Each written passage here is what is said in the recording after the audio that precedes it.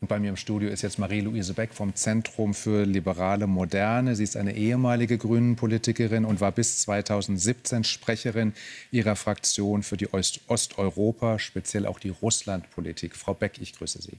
Grüße Sie, Herr Seemann. Mit welchem Gefühl beobachten Sie denn jetzt diese Europawahl? Es wird ja allgemein ein Rechtsruck erwartet, zumindest in einigen Staaten. Das kann Ihnen ja auch nicht egal sein.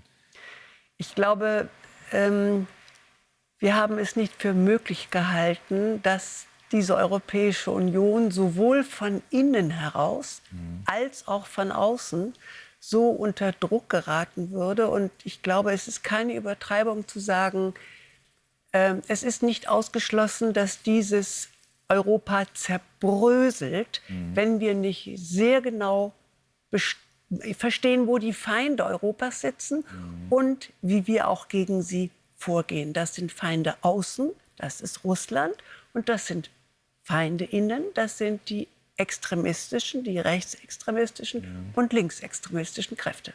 Haben es da möglicherweise die Regierungsparteien hier in Deutschland, jetzt speziell die Ampel, diesen Parteien vielleicht auch zu leicht gemacht? Ich spiele darauf an, dass wenn man sich die Umfragen anguckt, was den Wählern momentan eben auch bei dieser Europawahl wichtig ist, dann steht die Migrationspolitik ganz, ganz oben.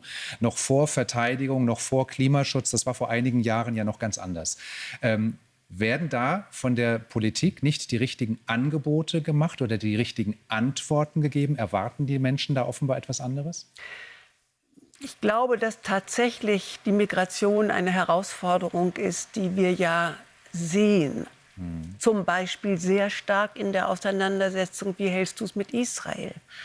Aber die Tatsache, dass wir in Europa Krieg haben, und zwar seit 10 Jahren und nicht erst seit 2,5, wie oft empfunden wird, diese Tatsache wird nicht so gerne in den Vordergrund gerückt. Wer will schon sich mit Krieg auseinandersetzen? Wenn ich verspreche, es gibt Frieden, klingt das wunderbar. Aber die Realität ist eine andere. Die Realität ist eine andere. Es gibt keinen Frieden in der Ukraine. Und unsere osteuropäischen Freunde, besonders die kleinen Länder, Estland, Lettland, Litauen, sie sagen uns, lehnt euch nicht zurück, weil Putin wird keine Ruhe geben. Wir werden die Nächsten sein. Polen versteht das auch. Offenbar haben Finnland und Skandinavien, Schweden das verstanden, denn sonst hätten sie nicht den Schutz in der NATO gesucht. Welche Konsequenzen würden sich denn aber jetzt geopolitisch und auch speziell eben auch mit Blick auf die Osteuropapolitik ergeben, wenn diese Feinde Europas, will ich sie mal nennen, doch so stark abschneiden sollten? Rechtskonservative, rechtsnationale Parteien könnten im künftigen EU-Parlament 1/4 der Sitze erobern. Das ist richtig. Das heißt aber, dass immer noch 3/4 übrig sind. Und diese 3/4 müssen dann tatsächlich das verteidigen, was unsere Europäische Union jetzt ist. Freiheit, Vielfalt, Menschenrechte. 3/4 sind genug dafür. Die Auseinandersetzung wird schwieriger sein. Aber wir dürfen auf keinen Fall vor ihr weglaufen. Allerdings muss man dazu sagen, wir haben ein ähnliches Problem schon jetzt in einigen Landesparlamenten, wo eine ähnliche Situation eingetreten ist, vor allen Dingen in Ostdeutschland. Und da wird sich das ja im September auch zeigen, was da noch passiert.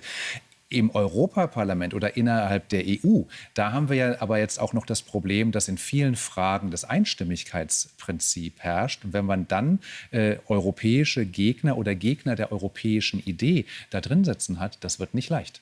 Das ist ja jetzt schon da. Wir haben Ungarn als ständigen Spoiler.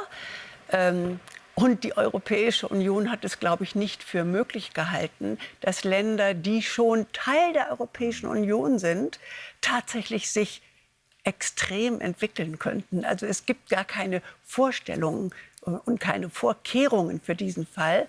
Aber die politische Auseinandersetzung, die ist alternativlos. Und wenn diese 3/4, von denen Sie gesprochen haben, zusammenstehen, wenn wir für unsere eigene Sicherheit stehen und nicht auf die USA warten, sondern sehen, das müssen wir auch leisten, ich glaube, dann kann Europa eine gute Zukunft haben. Eigentlich ist es ja schön in dem großen Europa. Sagt Marie-Louise Beck vom Zentrum für liberale Moderne. Vielen Dank für das Gespräch. Danke Ihnen auch.